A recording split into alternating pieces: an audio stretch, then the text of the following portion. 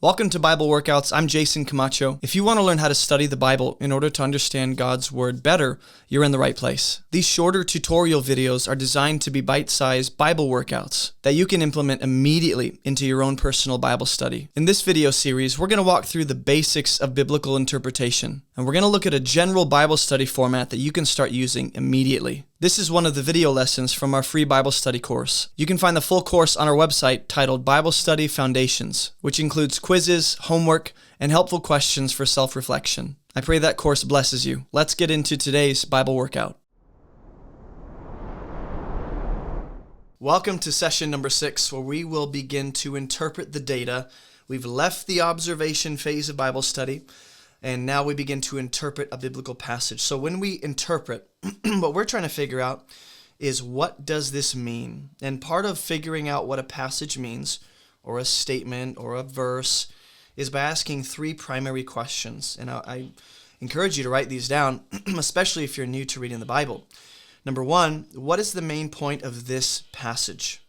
Number 2, what did this mean to the original audience? Number 3, what does this reveal about God and mankind? And so figuring out the meaning behind a passage is not just saying, what is the main point? But from there, it's going, how would the original audience have understood this main point and interpreted this? And then from there, we ask, okay, based on that understanding that I have, what does this tell me about God and humanity?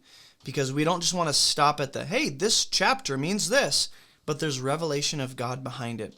And so we're going to be in John 15 again, just looking at these things as best as we can, looking at the key words and repeating ideas. You should already know what these things are. But as we read, thinking about how, the concept of fruit repeats, or being a branch, or abiding, considering that, I want to be asking things like this, okay? Why did Jesus say that? These are the kind of questions we ask to understand the meaning. Why did he say that? What did he mean? What was his point there? Why is this happening? This doesn't just apply to John 15, but these are questions we should ask anytime we open the scriptures, whether you're reading narrative or poetry or the Gospels. Why did he do that? Why did he say that? What did he mean? What was his point? Why is this happening? What is the main point of what's taking place? What did this mean to the original audience? These are just some questions I want you to begin asking when you understand, I've got the data, I've observed it as much as I can, or even just briefly. Now, how do we figure out what it means by asking these specific questions? So, something I might do just as an example in this first video is read verse 1. I am the true vine, and my Father is the vine dresser. What did Jesus mean by that? Part of making sense of what he means is by looking at the surrounding context. The concept of fruit and branches and abiding, those are some repeating ideas, so it must relate to what it means that Jesus is the true vine and the Father is the vine dresser. So whatever you see in the text, you want to ask as many questions as you can in order to make sense of what's being said and the meaning behind it. He says, every branch in me that does not bear fruit, he takes away, and every branch that does bear fruit, the Father or the vine dresser prunes, that it may bear more fruit. And so we go, well, why does, some questions I might ask. What does it mean to prune? What does it mean to bear fruit? Now we're beginning to ask the right questions. What is fruit? What does it mean to be a branch? What did Jesus mean here? Well, he explains in verse 3. Already you are clean because of the word that I've spoken to you. And you go, okay, that makes sense. By being clean by this word I've received, right? It's not hard to figure out, what is this word? I think we know that's the gospel and the clear message of Christ and his salvation that he's declared to the disciples. And there's a sense in which they are made clean or capable of producing fruit now by this word. And so now this is how we make sense of what it means that Jesus is the true vine and the Father is the vine dresser. All these different components play into this analogy. Okay, so that's just a small version of what it might look like to begin making sense of a biblical passage, a verse, an idea. You can scale this and go, what does this theme throughout the scripture mean? What is happening? What What is the underlying truth and the main point of pick a passage, pick a verse, that kind of thing. So remember, as we interpret the data, we are not yet inserting ourselves into the text and making application to us. First, let's understand the original intended meaning. Let's understand how the audience would have received and understood that as best as we can, what it likely meant to them.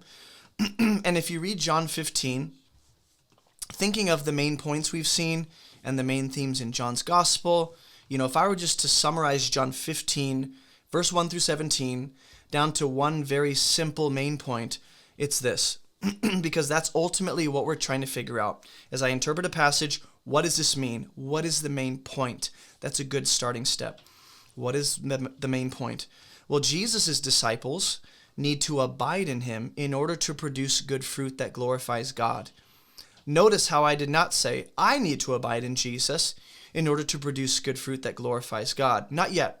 First, we're starting with the original audience, who is Jesus talking to, his 11 disciples, in the upper room. And so we make the main point is about the original audience. Then we build from there to our own lives and our modern context. Does that make sense? So that's the main point, and then to abide, this involves continuing in his love by loving others and obeying God's commands as his friends who are secure in his love. And you go, how did you arrive at that as the main point? Because I'm looking at what is repeating and then I'm building that. Or rather recognizing what it is that Jesus is building and going, oh, so the main point involves fruit, branches, love, commandments, abiding. So all of those ideas come together to give us the main point of a biblical text. Is it always this easy? No, it's not always this easy in terms of just repetition gives you the main point. But at least this is a good example of how repetition really begins to help you understand the main point of a text. And we're not going to insert ourselves yet. Just for now, Jesus' disciples need to abide in him to produce good fruit that glorifies God. How do they do that? By continuing in his love, loving others, obeying God's commands, as his friends who are secure in his love. That's the main point of John 15, 1 through 17. And so in the next video, we're going to ask, now that we know the main point, okay, we got to take it a step further. We've established what it means. Now, having a deeper understanding of that involves asking question number 2. What did this mean to the original audience?